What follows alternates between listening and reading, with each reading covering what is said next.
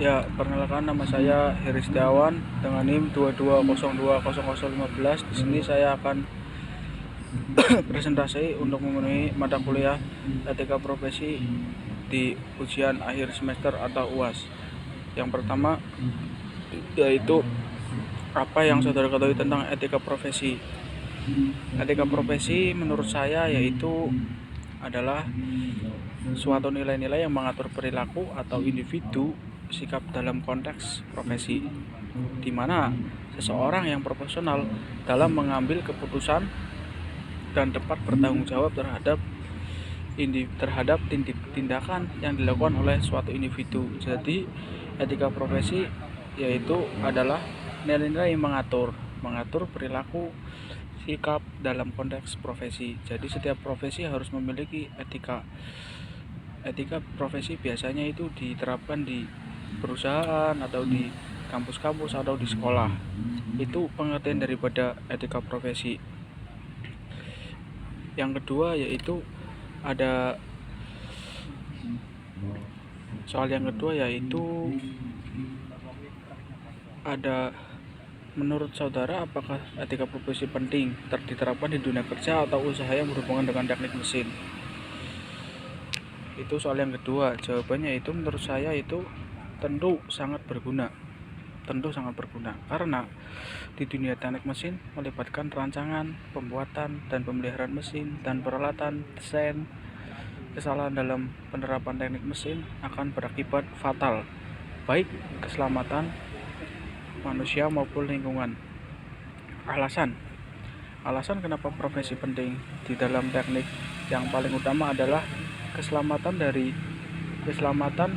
ataupun produk ketika dalam teknik mesin buah hanya sekedar aturan, tetapi merupakan untuk memberikan kontribusi positif bagi masyarakat. Itu menurut saya. Kenapa etika profesi itu penting? Menurut saya itu sangat penting karena perlu diterapkan baik di dunia perindustrian dan keselamatan, karena itu mengandung nilai-nilai keselamatan produk dan keselamatan diri. Itu. Yang ketiga yaitu ada apa saja yang saudara dapatkan dari perkuliahan etika profesi? Jawabannya yaitu yang saya dapatkan setelah mempelajari atau mengetahui tentang etika profesi, saya lebih mengetahui tentang dunia pekerjaan, di mana pekerja tidak cuma kita bekerja harus menggunakan uang, tetapi kita harus memperhatikan etika kita dalam bekerja agar pada saat kita bekerja tetap selamat. Ya, walaupun banyak yang melanggar etika profesi, tetapi kita harus mencoba mencontohkan kepada anggota lain. Itu yang saya dapatkan setelah melakukan MK etika profesi. Yang tadinya saya nggak tahu tentang etika profesi jadi tahu, karena bahwasanya saya itu tahunya itu etika hanya di kehidupan masyarakat, tidak di profesi itu nggak ada etika. Itu jawaban nomor 3. Selanjutnya yaitu ada yang keempat, apabila saudara menjadi seorang bos ataupun pimpinan sebuah perusahaan, hal apa yang saya perlukan yang ada di kaitannya dengan etika profesi? Ketika saya menjadi bos, saya akan menerapkan etika profesi di bagian-bagian yang terutama di K3.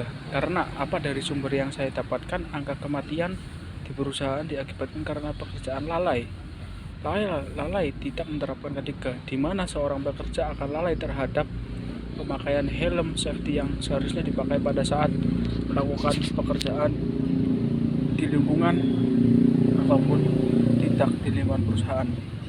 Itu ketika saya akan menjadi bos di perusahaan suatu saat nanti, saya akan menerapkan benar-benar di K3-nya, karena banyak karyawan-karyawan yang sekarang itu lalai dengan adanya K3, karena K3 itu bahwasanya penting untuk kepribadian kita dan keselamatan perusahaan. Karena bila mana kita tidak menerapkan K3, yang rugi itu bukan hanya diri sendiri, namun dari perusahaan.